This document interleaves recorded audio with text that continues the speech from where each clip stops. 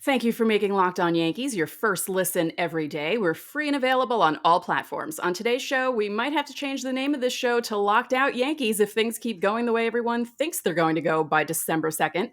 5 Yankees are nominated for the All-MLB team. Aaron Judge won his second Silver Slugger. Corey Seager or Carlos Correa, who should the Yankees want? And The Athletic has a report on evaluating players via WAR, which I find kind of interesting, but we'll talk about that.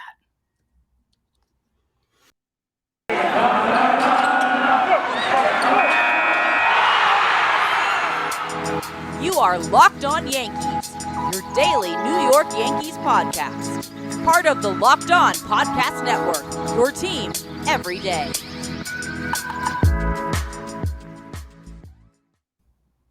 Hello, everyone. This is Stacey Gotsoulias, joined by Abby Mastracco, and it is Friday, November 12th. We've reached the end of this week, and lucky for us, there's a lot of stuff for us to talk about on today's Locked On Yankees. Well, I mean, as much as you can talk about for off-season stuff. We have award stuff to discuss, no, I'm not even saying it's possible. The lockout is happening, right? You agree that it's probably, we should just prepare for it anyway, Yeah. Because then, if it doesn't happen, it's a pleasant surprise. Exactly. See, that's how I live my life. I expect the worst, and then when the best happens, it's like, wow, this is great. I think this would be very New York mentality compared to living in LA, where I'm born and raised in California, but I lived in Los Angeles, where everyone is sort of fake, shiny, happy. Yay, it's gonna be okay. Toxic positivity. And then I moved to New York, and everyone's like, just accept that it sucks already, okay? Why are you trying to change this? Why are you trying to be so positive? So right. Yeah, that's the way I live my life.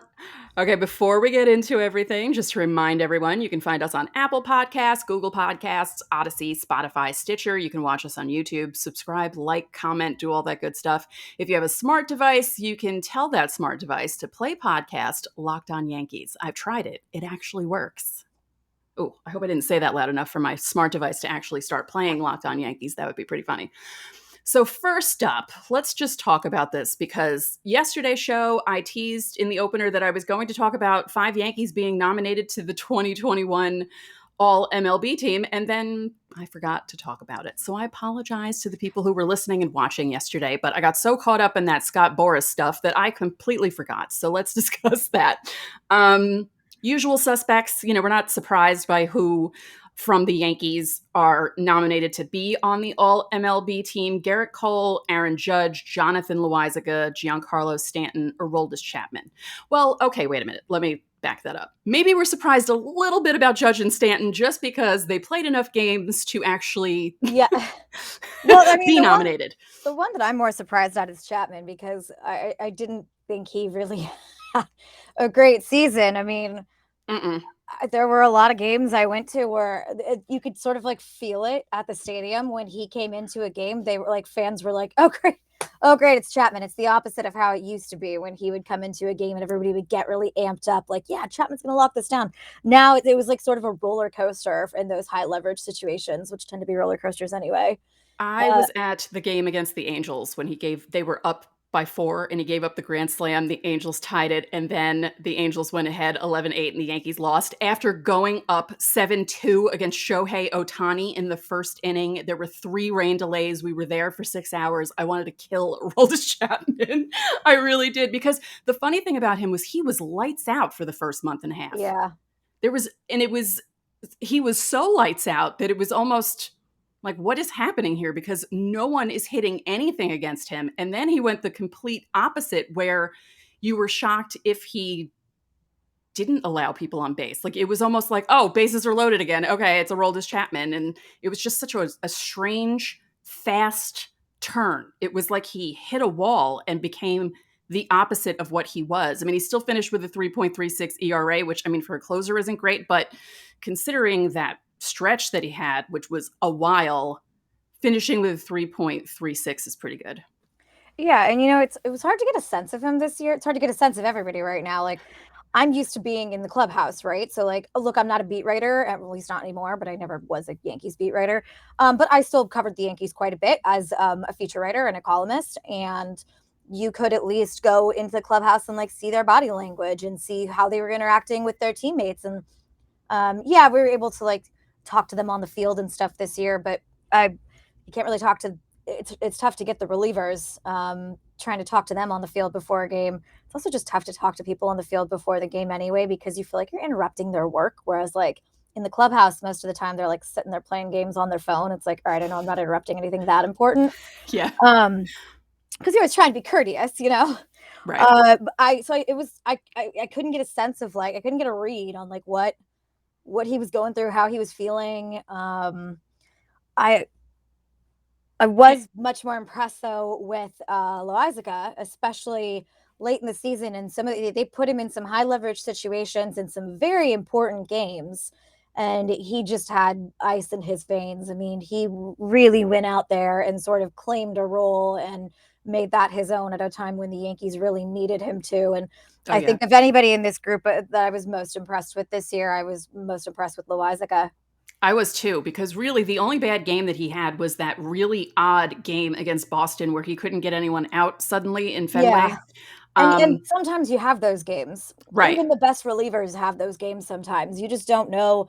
Sometimes your arm feels dead, and if for no particular reason, you can't figure out why. Or sometimes, I don't know, maybe he was tipping his pitches. I can't remember if there was there's been lots of pitch tipping controversies this year. It's hard to keep track of all of them. Right. I can't remember if that was one of those games, but you just have those outings sometimes where you're just not feeling it. You can't grip the ball right.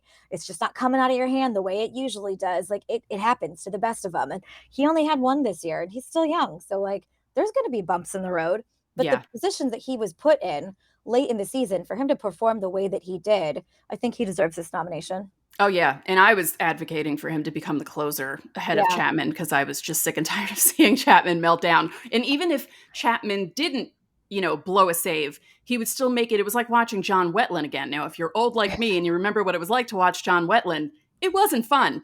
And, Yankee fans were spoiled by having Mo. Sure, Mo, he had that What's Wrong with Mo week every year around probably like the beginning of August. Mo would have like 3 bad games in a row and people would wonder what was wrong with him. And then he'd go back to being Mo Rivera. It was like clockwork every year. But Yankee fans got so used to having a closer that was that good that even someone like Aroldis Chapman, even if he has a couple of bad outings, people get on him so much harder than they ever would have on Mo. But yeah, Loizaga, he's still really young. He looks like he's 14, which cracks me up every time he comes out, because he doesn't look like he's old enough to even be pitching in MLB. His pitches are insane. And as long as he stays healthy, had a little trouble down the stretch there just a bit, but if he stays healthy and, Chapman, I don't know if he keeps trending in the bad direction, you could see that kid become the closer at some point. Maybe that would be kind of cool. Yeah. There's just a lot of like, okay, so it sounds easy on paper, like put the guy who's better at pitching or who's like, look, he was sort of the hot hand at the time, right? You could say that he deserved to be put into the closer role over Chapman for a certain period of time this year. But you don't want to like put a veteran in an uncomfortable position where he's like wondering if his job is on the line. True. There's just so many other things that go into it. You're paying him a lot of money to do one thing. So he sort of deserves to be in that position, even if he hasn't been, or maybe he doesn't deserve, but like that's sort of the conventional wisdom, is that you're paying him a lot of money to do this one thing. You need to get the value out of him. So you put him in that position. And if he's not the best person for that position, he didn't completely lose the closer's job. I don't think he did enough to like show that he absolutely did not deserve that job. I just thought that maybe what Loizaga showed was enough to sort of bump him for the rest of the season. But there's just other clubhouse politics and hierarchies and things that go into play with that as well. Like it's a tough decision for a staff to have to make to replace the closer with somebody much younger than him. It's not just a cut and dry ride the hot hand decision.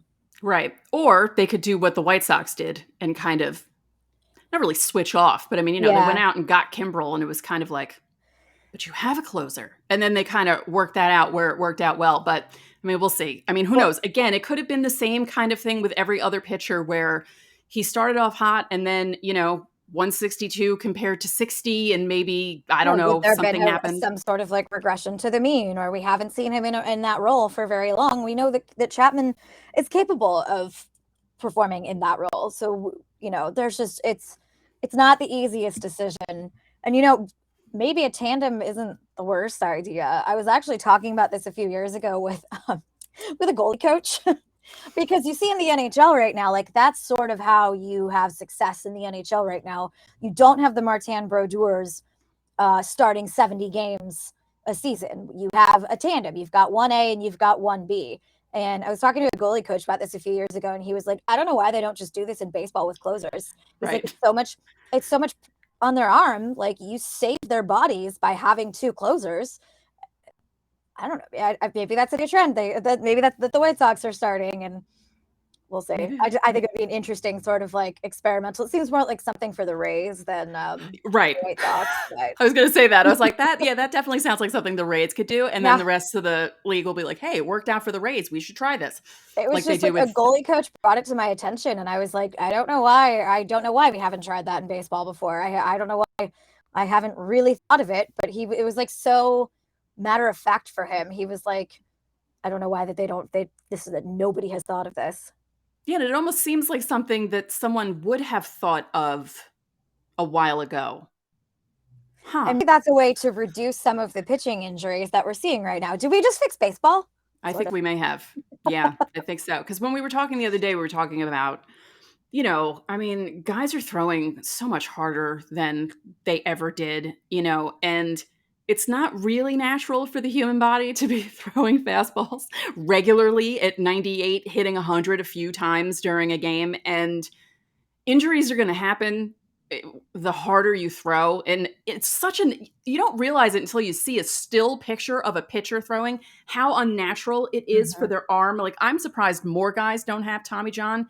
And it feels like more guys are getting Tommy John, but that could just be like a Regency bias kind of thing because it feels that way. But that could be a thing. Maybe we did fix baseball or at least help people's bullpens. So if anyone's watching this, tandem closers. Yeah. Yeah. Do you like Thanksgiving? I do like Thanksgiving. I like Thanksgiving too. I like the good food, the treats. There's plenty of them, but maybe if you want a yummy dessert, you don't want one that's so full of calories and sugar, which means it's the perfect time for Built Bar. Built Bar is the new holiday dessert. Feast on something delicious and feel good about it. One slice of pie has upwards of 300 calories. And that's on the low end. Most Built Bars are only 130 calories and only 4 grams of sugar with plenty of protein. So replace the coconut cream pie with coconut Built Bar. And let me tell you, coconut Built Bar is really good. I'm not lying here. Go for a raspberry Built Bar instead of raspberry pie. There are so many good flavors to replace any pie. Low calorie, low carb, low fat, high protein, covered in 100% chocolate. Built is a great option for when you're hungry. If Thanksgiving isn't coming soon enough, go for a Built Bar or two. Share some at your family gatherings and it'll make things less awkward. Maybe Aunt Betty hasn't tried a Built Bar yet, and there are new surprises all month. Limited flavors are coming at BuiltBar.com regularly, so check the site often. There's nothing like a Built Bar Black Friday, so mark your calendar. Black Friday will be a huge event with all sorts of surprises. Go to Built.com, use our promo code LOCKED15, and you'll get 15% off your order. Doesn't matter if it's your first or your 50th. Again, use your promo code LOCKED15 for 15% off at Built.com. I'm not kidding. I love Built Bar. I know, I actually had someone message me on Facebook asking me, he said, I'm going to order Built Bar and I don't want you to lie. Is it actually really good? I said, yes, it's actually really good. So quickly, let's go through the rest we spoke about Loizaga, we spoke about Chapman, Garrett Cole, not surprising. He led the league in wins. Yes, he kind of faltered down the stretch with his hamstring injury, but he was right up there with the Cy Young nominees. So it's not surprising that he would be a nominee for the All-MLB team. I'm happily surprised that both Aaron Judge and Giancarlo Stanton there are just, basically because they were all healthy enough to play in that many games. Judge played in 148, and that was with a COVID IL trip. So if COVID hadn't happened, he could have probably had a career high in games in 2021. That's kind of amazing. Yeah. I mean, those bigger guys tend to break down a little bit more. No one's going to debate what kind of shape they're in. They're obviously in tremendous shape, but just the nature of all the impact on their bodies, they break down a little bit more sometimes. I think the biggest question going into the season was whether or not those two were going to stay healthy, and I think they ended up being like they played in how many games together that they previously they weren't always able to put them in the same lineup because they just were not they couldn't stay healthy. Right. And I think doing the yoga thing helped because they said that they talked them into doing more yoga, less strength work to stretch out their muscles as opposed to building them up. And I think that actually really helped both of them. Yeah, you're seeing that's become a trend. I think as we're sort of learning like more about sports performance and how, all these games are evolving and what they're doing to your body. The old school way of like, the heavy lifting, the football lifting, it has its time and its place, but it's not necessarily what you should be doing all the time as a baseball player. You don't need a ton of bulk. You do need a little bit to sort of like withstand the rigors of the season, but you don't need a ton of lean muscle. What you need is you need the quick twitch. You need to be lithe. You need to be able to run the bases, run your routes. So I know that a lot of baseball players in particular have been going towards more of a less heavy lifting type of off-season workout and more of sort of yoga, Pilates, and things to sort of lengthen the muscles and maintenance. Yeah. I think 2 years ago.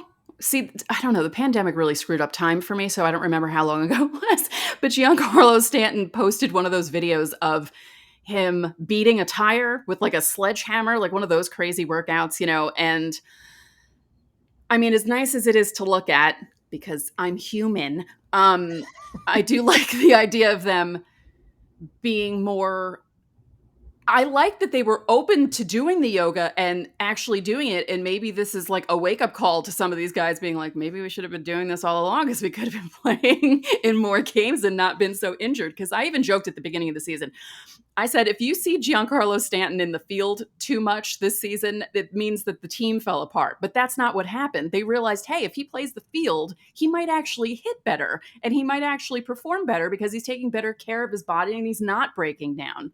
I mean, is he the best right fielder, left fielder? No, but he's passable for now. And it seemed to help him, especially down the stretch. I mean, he had 19 home runs in August, September, October down the stretch. So I don't want to see him in too many games in the outfield next season, but it's good to see him able to do it and that he didn't pull things when he was running out there, because that was my biggest fear at the beginning of the season and it just didn't work out that way. So hopefully they'll keep up with this yoga and they'll be able to play in 148, 150 games in 2022, if there's a 2022.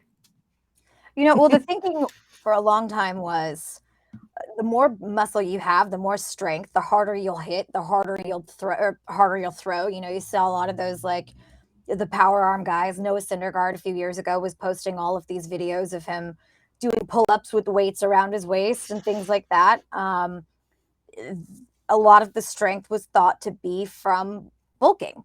Now we know that's not necessarily true, and a lot of the pitchers were getting injured. A lot of the position players were getting injured. It's interesting how quickly the thinking has changed. I mean, this was 5 years ago, it was still more bulk is more strength, more strength is more home runs. 5 years ago, we were still thinking that. So it's just interesting to see how quickly some of these trends change based on sort of like advanced tracking by the medical staffs and the training staffs. My roommate is a strength trainer who works a lot with basketball players and endurance athletes, and he's worked with a lot of baseball players too, and he never has his guys doing heavy lifting. He has explained these things to me in detail using a lot more technical terms than I'm going to use. Yeah. Sometimes I just kind of gloss over it, but because he's very smart and I take his word for it, but it's changed so quickly, and I already made that point, but it sometimes just like amazes me that like things that we were doing a couple years ago, we have the technology to now know that that's actually not what you should be doing. You can still hit home runs if you're doing yoga. You can still throw 100 miles an hour if you're doing Pilates. Right. Yeah, it's amazing how much exercise and everything has been changing. I do I do Peloton, and I I try to do the Pilates classes. I have bad knees, which is funny because I cycle every day, but my knees feel better when I'm cycling. And then when I'm not, my knees kind of lock and they hurt. So it's odd. If I could be on a bike all day, it would really help my legs, but that's just not feasible. But yeah, it's kind of everything evolves. Everything, sports, exercise, all that stuff. And all of that stuff ties in together as well. And, you know, um, I just like that these guys that you wouldn't expect to embrace yoga, because yoga was always, it used to be seen more as a woman's thing to do, Yes. you know? And then people realize, well, no, because you're using your body strength to hold yourself up, especially with certain poses where you're literally holding yourself up on your hands and stuff. And it takes a lot of strength when you're doing hardcore yoga. And it's good to see these guys embrace that. And maybe more guys can do that and we'll see less injuries for people. I know. So my one roommate is a strength trainer and another is a yoga teacher, and I just work out. And I've been like proud of myself. I've been lifting really heavy lately. Like I've progressed up there, and he's now telling me to mix in more yoga. And the other roommate's like, "Oh, hey, here's where I step in." And I'm not a fan of yoga. I just think it moves too slow for me. And I don't know. I've just never really been a fan. But I have to say, it's like I had shoulder surgery years ago, which has probably helped me cover baseball more than anything.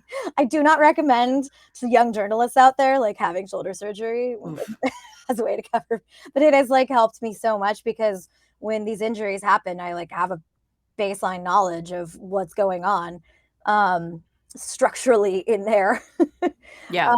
So I have to say though that like mixing in some yoga with the heavy lifting has actually helped my shoulder a lot. And hey, look, maybe if it's helped mine a little bit, then maybe it's going to help Giancarlo Stanton's shoulder in the outfield too.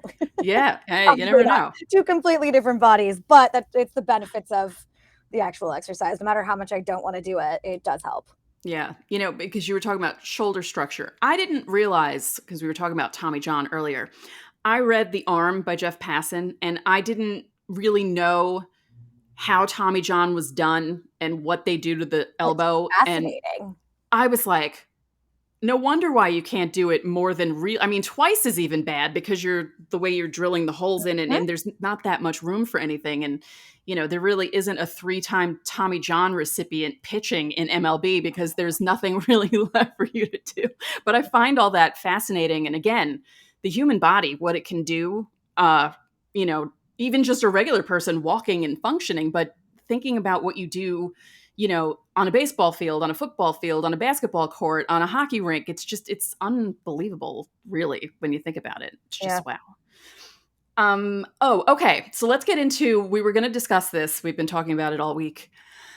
And I can't believe I did this yesterday because I was trying to go through, should the Yankees go for Corey Seager? Should the Yankees go for Carlos Correa? Because as Brian Cashman said the other day, it's the year of the shortstop. The Yankees need one because Gleyber Torres is not working out there. That's not his fault. And can't believe it took until September 13th for the Yankees to realize, hey, maybe we should move him to second. But that's, what are you going to do with that? I kind of convinced myself yesterday that I would like the Yankees to pick Correa, which I cannot believe. I think that is the correct answer. Yeah.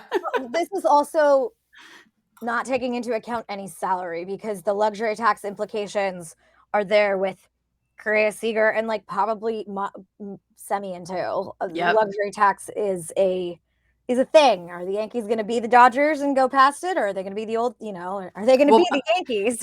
Well, Cashman said that he has permission to do what he needs to do to make the team better, and if that means doing something with the luxury tax, then yes. So. And he doesn't usually say things like that unless it's actually true, because he'll stay quiet and things won't happen. Because the last time he said this, they signed Cole. So you never know. I know that teams are being so careful because of the financial implications right now. So you're right. Brian Cashman doesn't usually play word games like that the way that other executives tend to. But I don't know. I'm just so skeptical of teams right now based on what's happened the last few years. There's very little sympathy for owners or front office, for good reason. There's people losing their jobs and there's billionaires crying poor. It's all really wonderful, isn't it? It's, not stressful at all. But let's say that, okay, he's got the green light. Blow past that. Competitive balance tax, luxury tax, whatever you want to call it. I think the correct answer is Correa. He's a more well-rounded shortstop than Seager. They're about the same age. He's a better defender. He's by a large margin too. He's a premier defender, and the Yankees really need a better defense. That was such a problem for them last year.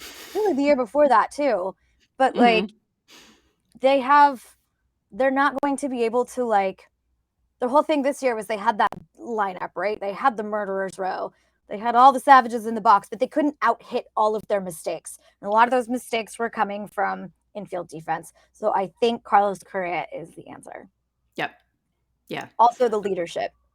Right. And I think things about his leadership in the clubhouse. Yeah, I think he's the type of guy who would thrive in an environment like Yankee Stadium. Not that Houston wasn't crazed, because their fans are pretty rowdy, but I think Correa would really be one of those guys who wouldn't be afraid to step in New York, because some guys are kind of, but I think he would totally eat it up. And I think Yankee fans, his connection with the Astros, they're not going to care. They're not. After a game, he'll hit if he hits a home run on opening, they're not going to care. No. And you have to think about the experience that he had in Houston, and the fallout of all of that. That was a little bit of a pressure cooker for a little while. It might not be a pressure cooker every day like it is in New York, but I think maybe the fact that he was one of the key players when all of this happened. He's faced a lot of criticism. He has seen the negative headlines. And he's also proved now that he can do it without the trash can. He can hit without the trash can. So I still can't believe they used a trash can. That was my whole, when that came out, the cheating thing, whatever, fine. But when I heard that they were signs, okay, everyone's done it, right? But the banging of a trash can, yeah, that's amazing. Now, one thing did come out today, or not? It didn't come out today. I think it came out a few weeks ago. But this has to do with Correa because Justin Verlander. We talked about him the other day, working out for teams, and Bob Nightingale said that he was hinting about the Yankees, whatever. But he wrote in his article, and I thought this was interesting, the most discussed future Hall of Famer pitcher was Justin Verlander and not Max Scherzer and Clayton Kershaw. So this is about the GM meetings. Verlander, who received an $18.4 million qualifying offer from the Houston Astros, would normally seem like a lock to take the Astros up on their offer, considering he has pitched only 6 innings since 2019, undergoing Tommy John surgery. Yet he also knows it could be a bit uncomfortable returning to Houston. The Astros players revolted when Verlander was scheduled to throw out the ceremonial first pitch during the postseason, telling owner Jim Crane they preferred someone else, considering Verlander had not been around all season. And apparently the ringleader for this was Carlos Correa. Interesting. I was like, because I thought I heard something about this when it happened, but then it kind of disappeared. And it's interesting to hear that they were just like, no. And that is kind of odd to have him throw out the first pitch. Yeah, I don't know. It's not necessarily his fault that he couldn't be there for his team all year, but at the same time, there is just sort of that you weren't necessarily with us in battle all year, whether it's your fault or not. It's just I don't know. That's probably not the right way to put it either, because he was rehabbing, trying to get back, but it's a little bit strange. I could see it with maybe certain players and certain teams, like somebody who's been there a little bit longer. So okay, let's say a few years ago, the Mets had actually made the playoffs, but David Wright was injured the entire season. David Wright maybe throwing out the first pitch. That's a little bit different, or Right. like something like that. But that's such an extenuating circumstance too. Yeah. It's just why just keep letting like former players throw out the first pitch, or Yeah. celebrities or whatever, Yeah, like a country singer who sings the anthem and then have them throw the first pitch, like yeah. I can't really think of any celebrities in Houston, except Ted Cruz is the only one that's coming to mind, and he's not really one that I don't think we should reward him for bad behavior. Yeah, really. No, let's not do that at all. Simone Biles, I think she has thrown out the first pitch for the Astros a couple of times. Simone Biles. Yeah, I we love could do Simone that. Biles anyway. Like, let's just keep having Simone Biles doing flips, and like, let's see how many different like acrobatic ways she can throw out the first pitch. Oh yeah. Yes. I mean, first pitches, I would never be able to. I don't know why I can't throw anymore. I used to be able to throw, but I can't even throw things in my garbage can from across the kitchen. Like I hit my mother in the head one time with a piece of paper, and I mean it was the funniest thing ever. She was on the phone. This is a long time ago. She was on the phone. I went to toss like I think it was a crumpled up piece of like loose leaf paper, and it hit her forehead and bounced into the trash can. And I laughed for 15 minutes. I nearly messed myself because I was laughing and she's like, "You're laughing? You hit me in the head and you're laughing?" It was, I mean, it was just really funny. But I give people credit who do the first pitch, even the people who probably know that they're not going to throw a good first pitch and they still do it. You see the gifs of Mariah Carey basically bowling the ball in Japan. Carly Rae Jepsen. There's a horrible one from a Rays game that 50 Cent. Really but you bad. know what? That's how Carlos Correa met his wife or fiance. I think they're married now. That's how they met. She threw out the first pitch at an Astros game. That's so funny. So, I would hope they're married with that rock that he gave her after the 2017 World Series. That was like the size of my nose. Yeah. My God, that was such a big diamond. It was like Titanic, like sinking to the bottom of the ocean size diamond. Yeah. Wow. So, yeah, it all comes full circle. Yeah. But Carlos Correa. I think he's the answer. Yeah, if you agree with us and you're watching this on YouTube, leave it in the comments and let us know what you think. I think most people would agree. I mean, they're both good players, and even Marcus Semien could be an option, but I'm thinking Carlos Correa. Marcus Semien's older, and I did look this up earlier. So like, okay, Marcus Semien, he has a projected WAR of 4.5 next season, which is the same projected WAR as Corey Seager. Corey Seager has a -5 defensive run save like career, and he saved 0 runs last year. Wow. Last season alone, Carlos Correa saved 21. Wow. Yeah. All right. Sign Correa.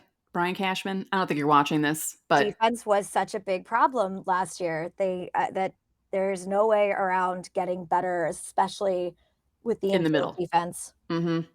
Yeah, I agree. And like I said, I think he'd be a badass Yankee. I think that could be fun. I really do. Yeah. I think that could be a lot of fun. He's not afraid to say what he wants to say. I mean, he's made some like salty comments they're sort of entertaining over the last couple of years about the sign stealing and everything like that. And well, he said the other day on a podcast that Derek Jeter didn't deserve any of his gold gloves, and I agreed with him on this podcast the other day, and I'm surprised I didn't get people yelling at me about that, but Derek Jeter didn't start winning gold gloves until A-Rod was traded over. Why? Because he's not good defensively, and he wasn't. I don't know how he won those 5 gold gloves, but it didn't start happening until A-Rod came over and started playing third, so I don't know how some of his comments would play in the New York media, but I do know that, like, as one of those New York media members who has to go stand in front of lockers after every game, like, I'd love that. Yeah, you don't want boring canned answers. No. You want someone who's going to tell the truth. See some of his quotes, like, ending up on the back page of the Post. Oh, yeah. See some of those quotes, which is either going to, like, endear him to Yankee fans, or they're going to, like, hate him, which is then just going to fuel the fire anyway. So either way, it works out. Oh, yeah. I am willing to bet that he will ruffle some feathers, but not all. But you know what else you can bet on? Bet online. BetOnline is better than ever with a new web interface for the start of basketball season with more props, odds, and lines than ever before. BetOnline remains your number one spot for all the basketball and football action this season. Head to their new updated desktop or mobile website to sign up today and receive your 50% welcome bonus on your first deposit. Just use our promo code Locked On to receive that bonus. From basketball, football, NHL, boxing, and UFC, right to your favorite Vegas casino games, don't wait to take advantage of all the amazing offers available for the 2021 season. BetOnline is the fastest and easiest way to bet on all your favorite sports. BetOnline, where the game starts. Thanks again for making Locked On Yankees your first listen every day. We're free and available on all platforms. So, this article came out yesterday, I believe, on The Athletic. Ken Rosenthal and Evan Drellich reported that MLB proposed an idea that would evaluate players pre-free agency using FWAR, or Fangraph's version of WAR. I don't know how to feel about this. Quantify actual value to put it into dollars and cents. I mean, you've got agents who want something for their client, and then you've got teams that, need to play hardball, for lack of a better term. Yeah. Maybe a little pun intended. It's a good reference point. Right. WAR is a very good reference point to measure the impact of a player. And of course, that doesn't take into account things like intangibles and leaderships and like how important he is to like the rookie lockering next to him. But it is a really good sort of baseline reference for the impact that they make on the field. Right. And if that's going to, I don't know what's going to sort of like bridge the gap. It's so contentious right now between the players and the league. If that's going to bridge the gap, then by all means, let's implement something like that. I don't know if that's going to maybe bridge that gap a little bit. I don't know. I haven't asked around yet to see how people feel about this. I don't hate it. I don't see it catching on, but I don't hate it, I guess. Maybe I'm actually now that I hear myself, maybe I'm a little ambivalent towards it. Yeah, I don't know. I don't know if the players would go for that. No, because they want to be able to say, look, I hit 27 home runs last year. X person also hit 27 home runs and he's getting paid this amount. So I want to get paid that amount too. Right. Yeah. Even though somebody might say like, look, I hit 27 home runs. The rest of he was bad defensively. He doesn't run the bases well. There's other things that WAR does take into account, and it's like adjusted for park and stuff like that. But you are going to get players who are saying this guy makes $5 million a year because he hit the same amount of home runs as me. So like, I want to make that much too. Yeah. Yeah. And the owners are going to be like, no. Because as we were saying before, it feels like the owners are trying to find ways to not spend money, and they want to go through every possible thing to not spend money. I think we spoke about this the other day. It feels like everyone's trying to be the Rays, but they can't. Not everyone can be. Not everyone's going to have the same players as the Rays. I feel bad for fans of teams like the Pirates and Baltimore, because the Pirates are not trying to do anything really to make themselves better. And it's just a shame because, fans in Pittsburgh, they have that awesome ballpark that has one of the best views in the league. I love that ballpark. I love Baltimore's too. Oh, Camden Yards. I've never been to Pittsburgh, but I've been to Camden Yards. And I was supposed to go like 2 other times. I finally went in 2015, and I was just like, okay, now I see why everyone is so gaga. Yeah. Over this. Pittsburgh is you have to go to Pittsburgh and make a trip to that ballpark. It's like accessible to downtown, and it's such a great view. I love my work trips to Pittsburgh. Yeah, and then I have to go to Primanti Brothers and have one of their sandwiches with French fries and coleslaw on it, because I saw that on. Take a nap. Yeah, I saw that on probably like Food Network, maybe Guy Fieri. Yeah, and then someone went there. And you need to take a nap because it is a lot. Yeah. But yeah, I don't know. I'm so worried that the owners and the players are just going to be like this. And it's going to be like months of a lockout and just horrible. And I really don't want that to happen, but it feels like it's going to. And I feel like the owners are going to come up with these proposals and the players are going to be like, nah, try again. Yeah, there's not a lot of sympathy for the owners right now. Yeah, I mean, there really shouldn't be compared to, I mean, what everyone else There went through. was during the first lockout, though, or the Right. last one. Like, there actually was sympathy for the owners. And granted, I was much younger, so I can't say that I remember this personally. I have just been sort of going back and trying to like read old things to prepare for like what could possibly come as a reporter trying to like do my background research. Yeah. There was some sympathy for the owners. There is not now. No. And, you're not going to get that in this kind of economic climate. Right. You know, you're just not. And I don't know what they're expecting, but you know, both sides are probably guilty of being a little bit out of touch with reality. I'm sure that that you could say that to a fair extent, but Sure. you know, the last few years we've really seen a lot of evidence mounting that the owners and some of the front office people are mismanaging careers, you know, like the Mariners situation with Jared Kelenic is a manipulation of service time. Yeah, you're messing with somebody's career. Yeah. I mean, didn't the Cubs do that to Chris Bryant too? Yeah, and there was very little loyalty on the side of Chris Bryant because that's what they did to him early in there was a grievance filed. I mean, you're really poisoning the well early on. Yeah. But I guess, you know, sometimes these players go into it thinking, I have X amount of years before this organization is just going to get rid of me because they don't want to pay me anyway. So how do you sort of reconcile like the relationship that you have with the owner and with your employer at that point? I know personally, for me, I've been at some pretty badly mismanaged media outlets.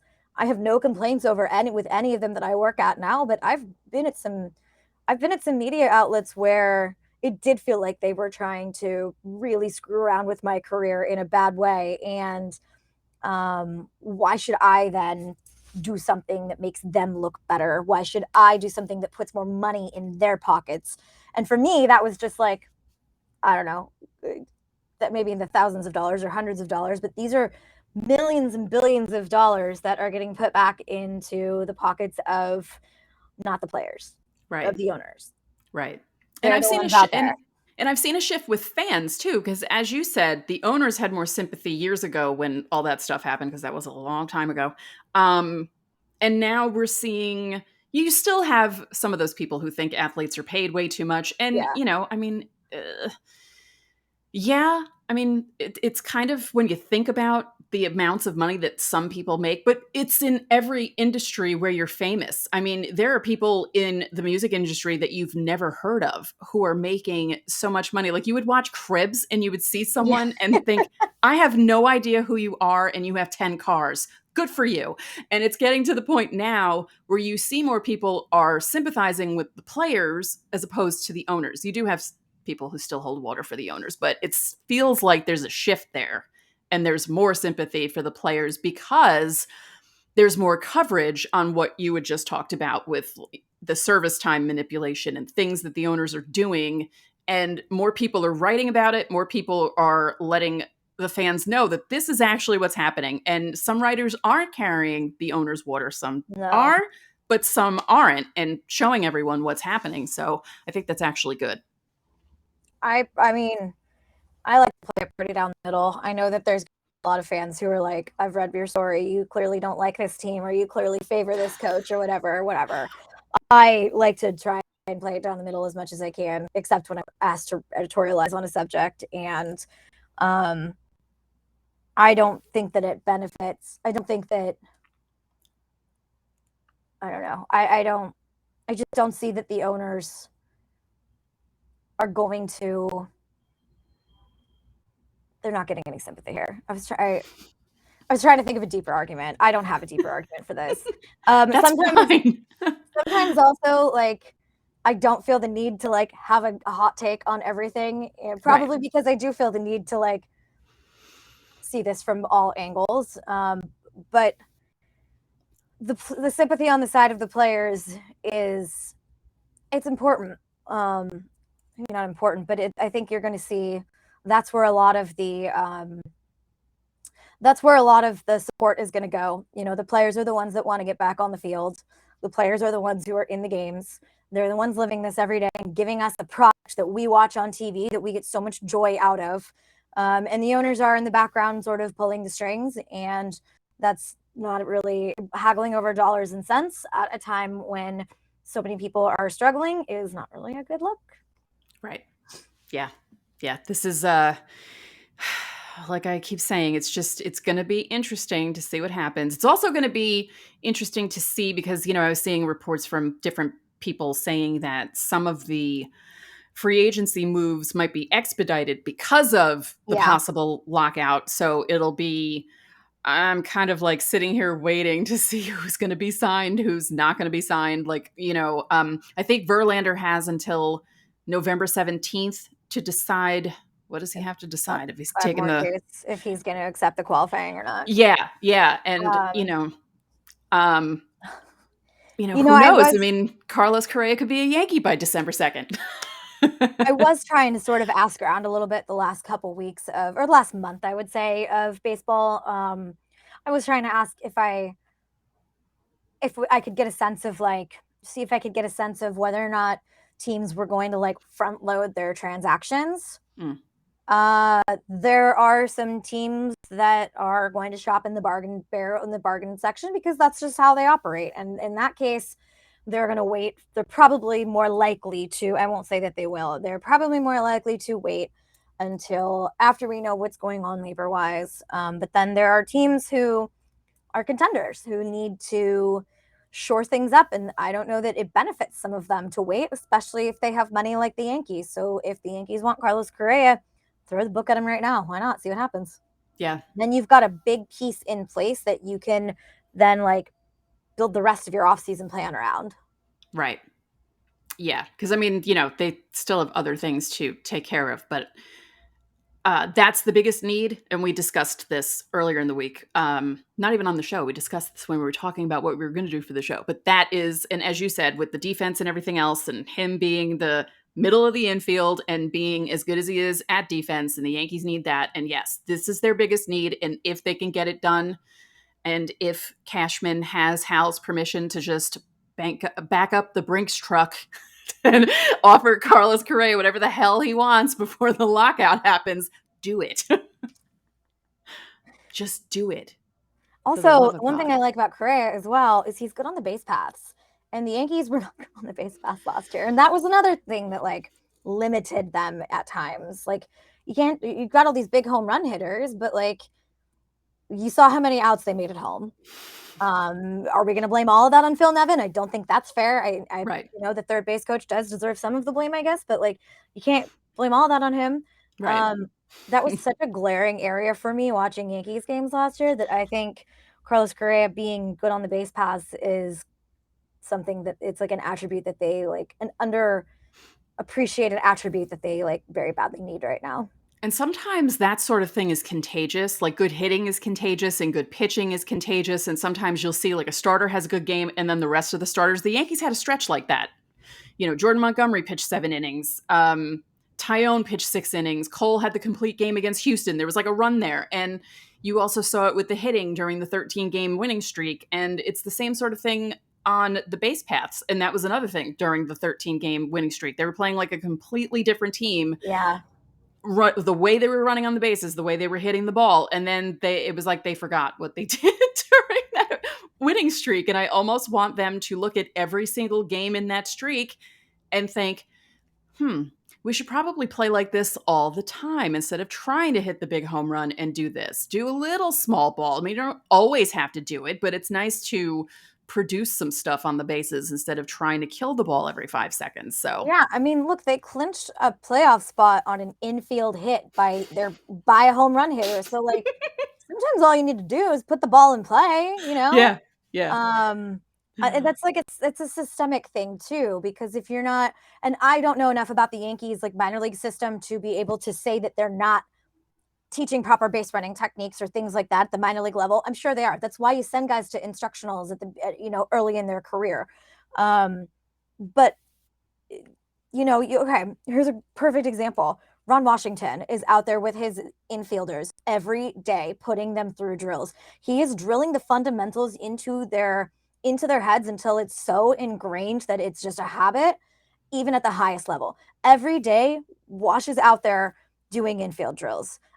Other major league teams don't necessarily do that. You might see them take, PFP occasionally just to like not get stagnant, or after a couple bad games, defensive games, or you just, it's at the highest level. You can neglect the fundamentals sometimes because these guys are so good and so elite that their pure skill level can cover up for mistakes.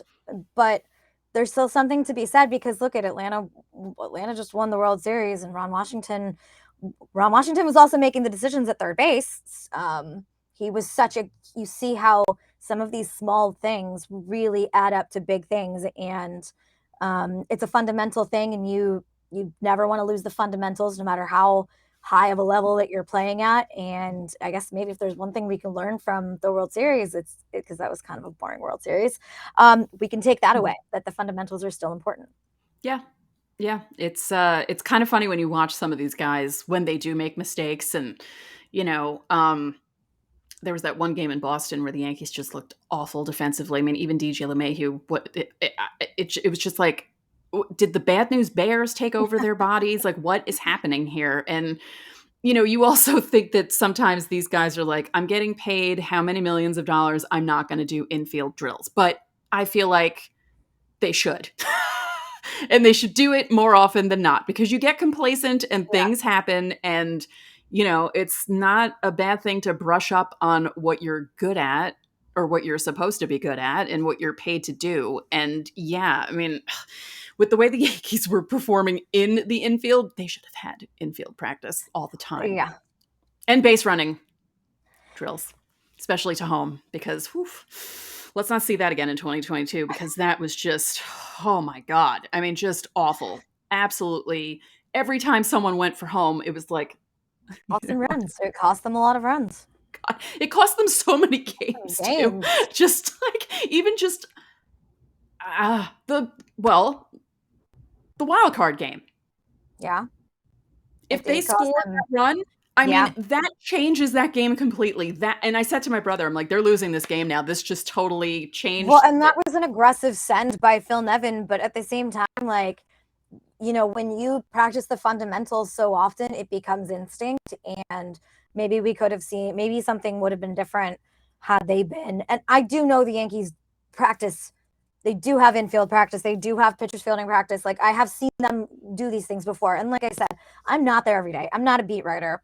If I'm on a beat, I know how often these teams are practicing these things, but I'm not a beat writer. I'm a columnist or a feature writer right now. So, and I have to cover 2 sports, 60 something teams now that I have to keep track of. So forgive me if sometimes the information gets sometimes it feels like I'm cramming so much in my head that like it falls out. Certain things just fall out. I got to make room, but it's a systemic thing. You need to still practice the fundamentals until they become instinct, and they are instinct a lot of the time at the major league level. But even the most elite players can use some practice. Ron Washington makes his infielders do that every day. All right. Well, we've been talking a while. Well, the sun's going down. Yeah. Although, I mean, thanks to the time change, the sun's going down a lot earlier than it was last week. My goodness, it is. It's I mean, by awful. 10 o'clock at night, I think, is it 1 a.m. yet? Because it feels like it's 1 a.m. at 10 o'clock. So that's it for this episode of Locked On Yankees, which is part of the Locked On Podcast Network, your team every day. Abby and I would like to remind you that you can listen to this show in Apple Podcasts, Google Podcasts, Odyssey, Spotify, Stitcher, or anywhere else you find your podcasts. You can watch and subscribe to us on YouTube.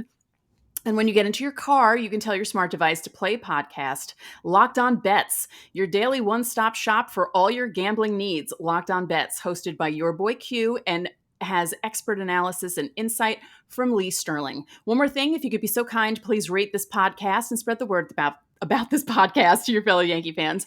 We'd really appreciate it. Enjoy your Friday, enjoy the weekend, and we'll see you on Monday. Try that again.